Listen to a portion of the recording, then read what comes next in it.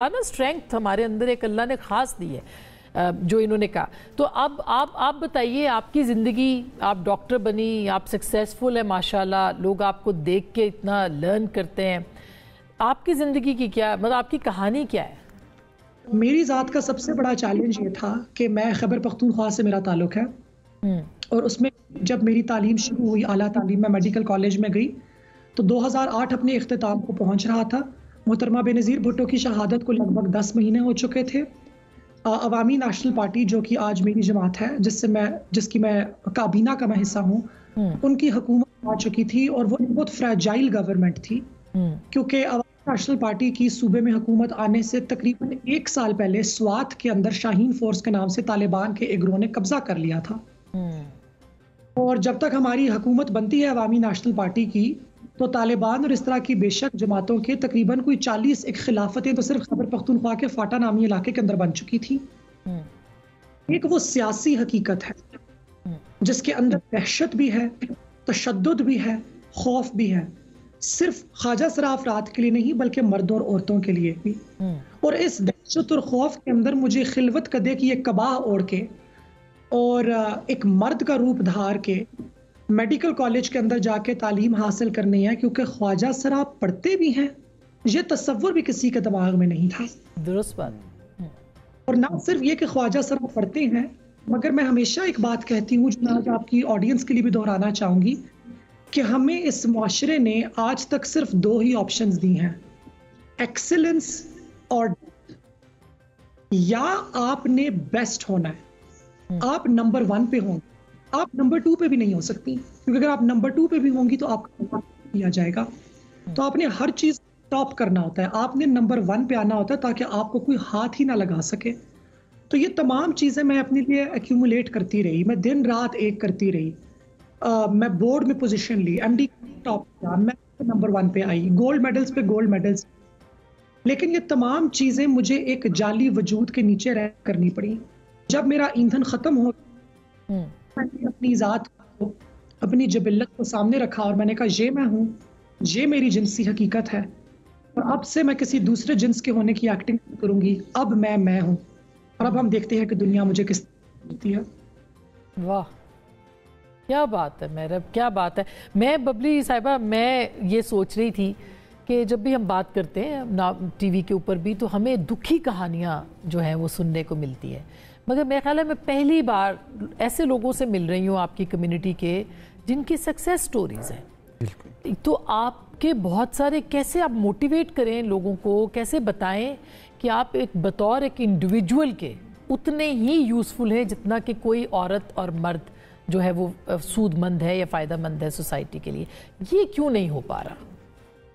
सबसे पहले तो बात मुझे जो लगता है आसमा जी की, आप जब किसी को इज़्ज़त देना चाहते हैं तो आप उसको तस्लीम करते हैं।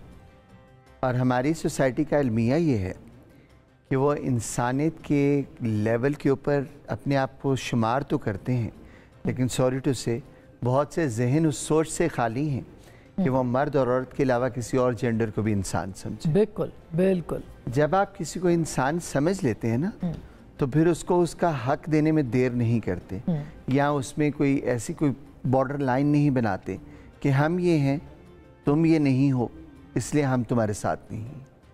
जब आप किसी को इंसान समझ लेते हैं और अशरफुल मखलूक़ात मान लेते हैं, तो फिर आप कहते हैं हम और तुम से बाहर आ जाते हैं, मैं और तुम से, फिर लफ्ज़ आ जाता है हम। और जब आप हम की तकरार पे आते हैं तो फिर कामयाबी आती है। फिर आपको लगता है कि अब लोग जिनसे कांधा से कांधा मिला के चलेंगे। यहाँ पे तो आप ये देखें, बहुत से हमारे पढ़े लिखे माशरे के लोग, इवन के बहुत से हमारे ऐसे पॉलिटिकल जो लीडर्स भी हैं जिन्होंने कुछ चीज़ों को बहुत कंट्रोवर्शियल बनाया। अब उसका जो इम्पेक्ट आया कम्युनिटी के लिए वो बहुत बुरा आया, बहुत ज़्यादा बुरा आया। और हम उस टाइम पे जितने भी कम्युनिटी लीडर्स यहाँ बैठे हुए हैं, नायाब है, रीम है, डॉक्टर मेहर मोइज़ हैं, इसके अलावा और बहुत से नाम हैं, मोन अली हैं, आयशा मुग़ल हैं, कामी हैं, शहज़ादी राय हैं, मतलब बेइंतहा नाम हैं, कुछ याद हैं कुछ नहीं हैं। तो ये वो लोग थे जिन्होंने उसके ख़िलाफ़ आवाज़ उठाई मिल के, ठीक है। لیکن جو اس کے خلاف مہم چل رہی تھی وہ کتنی سٹرونگ تھی کہ اس نے وہ جو موومنٹ تھی، جیسے نیاب نے بتایا کہ 10 سال کی ایک موومنٹ کو اتنا بڑا جھٹکا دیا کہ جو ایک گڈ پریکٹس ہے، جو ایک ماڈل ہے لاء کا پاکستان کا، اور جو پاکستان کا ایک فیس دنیا کے سامنے ہے. یہ جو آپ میڈیکلی آپ لوگوں کو رائٹس ملے تھے اس کی بات کر رہے ہیں. اس کی بات کر رہی ہوں، جو پاکستان کی پازیٹیو فیس ہے جسے آپ international media as a model show کرتا ہے. ہمیں بڑی خوشی ہوتی ہے جب ہم انٹرنیشنل کانفرنسز کو اٹینڈ کرتی ہیں اور وہاں پہ جب وہ بتاتے ہیں کہ پاکستان پہلا کنٹری ہے جس نے ایک مارجنلائز کمیونٹی کو رائٹ دیا کہ وہ آئے اور اپنے آپ کی بات کرے اور اپنے آپ کو منوائے. تو یہ بڑی خوبصورت ایک بات ہوتی ہے. دل کرتا ہے کہ یہ لفظ وہ بار بار دہرائیں اور ہم سب بار بار سنیں. تو لیکن اسی گڈ پریکٹس کو کس طریقے سے گھیرا تنگ کیا گیا، کیسے گرایا گیا، وہ چیزیں جو سی ہیں مطلب بھولنے والی نہیں ہیں. وہ ایک تکلیف ہے. اب جہاں تک سکسیسفل فیسز کی بات ہے تو آج تک مجھے مطلب یہ لگتا ہے کہ جتنا بھی کمیونٹی کے لیے ڈاکیومنٹ کی گئی چیزیں یا جتنا سوشل میڈیا کے کام کیا گیا ڈیفرنٹ لوگوں کی طرف سے، انہوں نے ہمیشہ ایک چیز جو سی ہے نا کہ ایک کمیونٹی کا وہ فیس دکھایا جو بہت روتا ہے، بالکل، جو بہت مجبور ہے، بے بس ہے، جو بے بس ہے، بھیک منگا ہے. لیکن میں یہ کہتی ہوں کہ after transgender protection act 2018 Pakistan کے پاس ایسے لاتعداد فیسز ہیں جن کو اگر آپ انٹرنیشنل میڈیا پہ لے آئیں اور نیشنل میڈیا پہ لے آئیں تو پاکستان کی پوری پکچر ہی چینج ہو جاتی ہے. بالکل، کیونکہ وہ ایسے سکسیسفل فیسز ہیں. جب یہ کام تحفظ سینٹر کا سٹارٹ ہوا تھا تو سی پی او احسن صاحب سے وجود کی ٹیم کی ملاقات تھی، میٹنگ تھی. تو وہاں پہ اس آئیڈیا کو ڈسکس کیا گیا اور پھر اس کو پلان کیا گیا اور اس میں نایاب نے بڑا اچھا ڈیزائن کیا. پھر اس میں پڑھے لکھے لوگوں کی ضرورت تھی. جب ریم کا وہاں پہ آنا ہوا تو اگر پڑھے لکھے لوگ موجود تھے تو اس پلیٹ فارم پہ آ کے بیٹھے نا. بالکل.